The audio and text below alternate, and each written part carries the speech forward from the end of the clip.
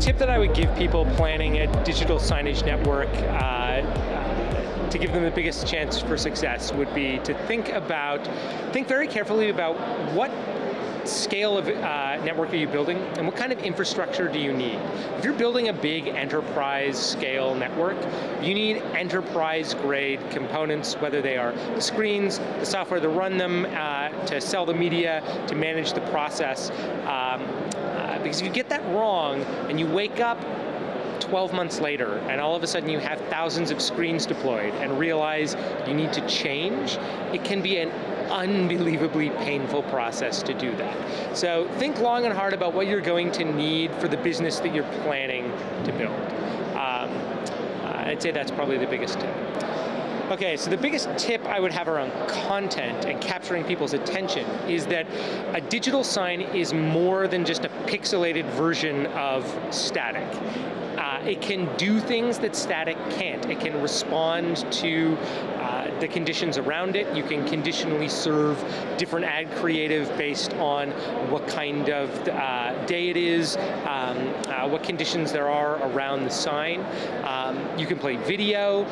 Many of the hardware that we see around us here at DSE, it can be physically interactive.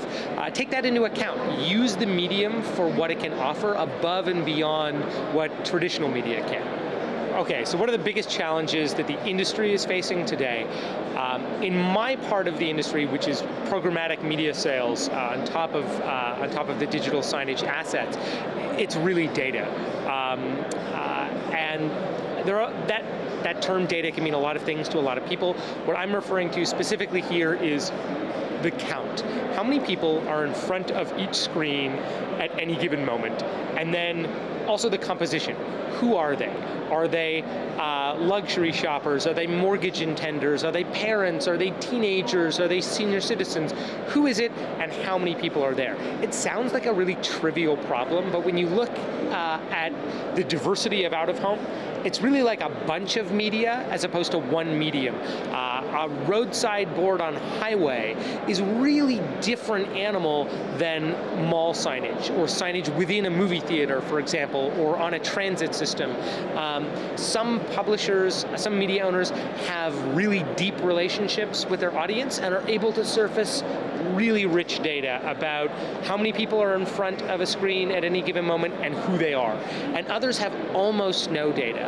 And that disparity alone is a drag on the entire medium because buyers look at it and say, well, if all of you answer that question in a different way, I don't really know how to plan my campaigns effectively, and I'm less likely to buy.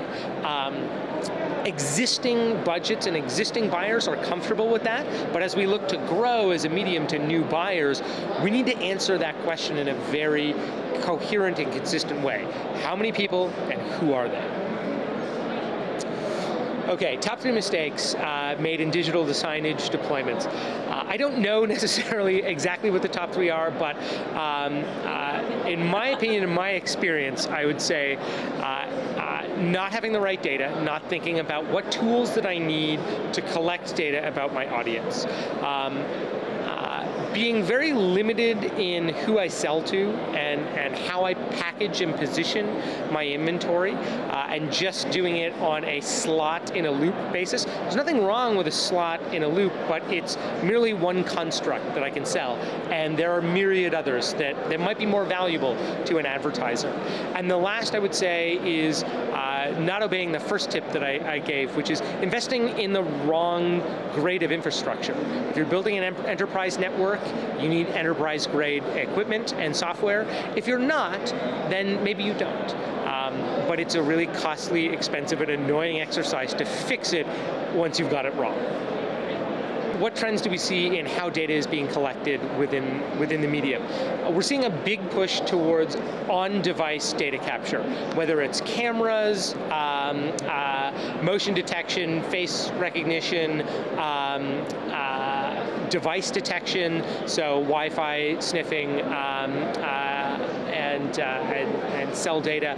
I would say that's probably the biggest trend. The other one is looking towards third-party players that are common in the digital world to provide audience composition data. So I can tell you how many people are in front of a screen at any given moment with an on-device capture solution, but then who they are, I might get that from a third party that is the same third party that's used by the buyers when they are trying to target desktop and mobile.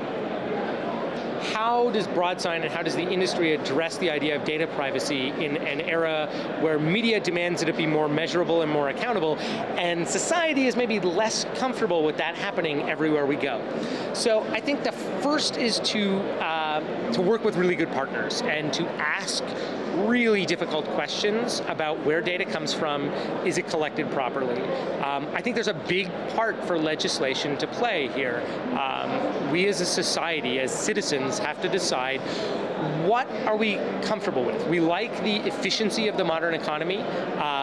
We like the fact that we can do more with less, but we don't like being followed around. We're going to draw a line somewhere where we say, all right, the utility offered by more granular measurement is not worth the price that I pay in my personal freedom.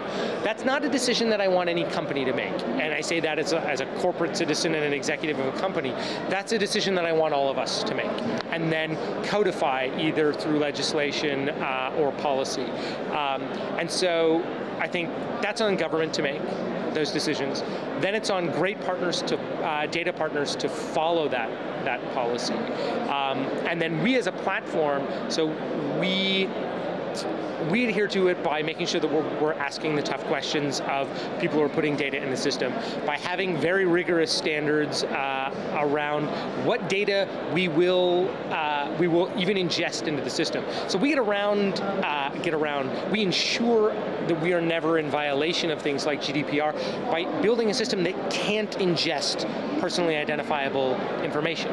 So I don't think it's necessarily super valuable to most advertisers that they track you or me on an individual level, especially not in a one-to-many medium. If I can't message you one-to-one, why do I need to track you one-to-one? What I care about is, does this location over-index for the audience that I care about, whether it's women or technophiles or food lovers or pet owners or expecting parents, whatever the audience I care about, it's a one-to-many medium. By definition, my measurement should probably be one-to-many as well. I don't care whether that person is an expecting parent. I care whether this is a kind of location where expecting parents might be.